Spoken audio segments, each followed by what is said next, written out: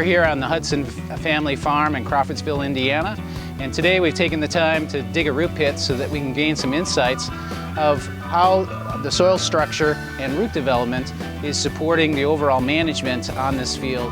When you have a chance to open up your soil and dig a soil pit, or what I like to sometimes call a root zone profile, there's really two ways to look at it. One way is to look at the overall health of the soil, feel it, smell it, look at it, and then the other way is to look back and say, how is my plant, how is my crop interacting with this great resource that I'm managing? Those are the two different approaches to take. It doesn't take a lot of time, but they oftentimes say if you dig a little, you're going to learn a lot, and that's what we're going to do here today. To achieve 300 bushels per acre, that acre would need approximately 400 pounds of nitrogen, 170 pounds of phosphate, 265 pounds of potassium, and between 850,000 and 1,000,000 gallons of water. There's a principle of water relations of roughly what we call 4-3-2-1. The concept is that in the upper quarter, we see about 40% of the total water uptake. In the next quarter, 30%. The next quarter, 20%. And in the bottom, 25%, 10%. That means management of that upper half of your soil profile is critical to make sure that we have a healthy soil structure, good macropores, and excellent root development.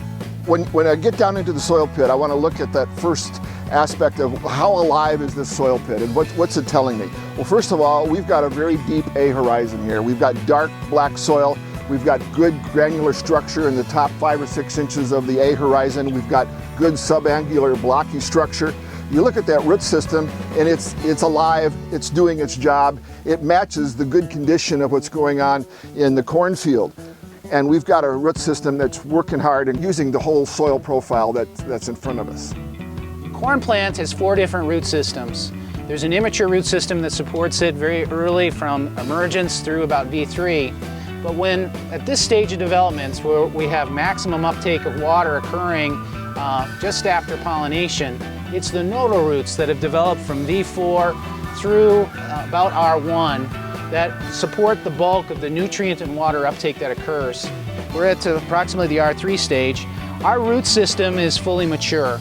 The root system stops growing about the time that we get to late brown silk, which means that the nodal roots are extending about as deep into the soil profile as we're going to see. The first thing it's nice to see, and that really, to me, is, from my perspective, is the most noticeable, is that our root systems haven't been affected with compaction from our planting and side dress applications, because both passes through the field, we were in less than optimal conditions. Because as you can see, we've got good root systems here, no hatchet rooting, and then as you look farther along down the wall of the pit, as you get into the clay soil profile, that we've got roots hanging out 32 to 36 inches deep and lower to a lesser degree, and as the soil gets a lot thicker and heavier clay.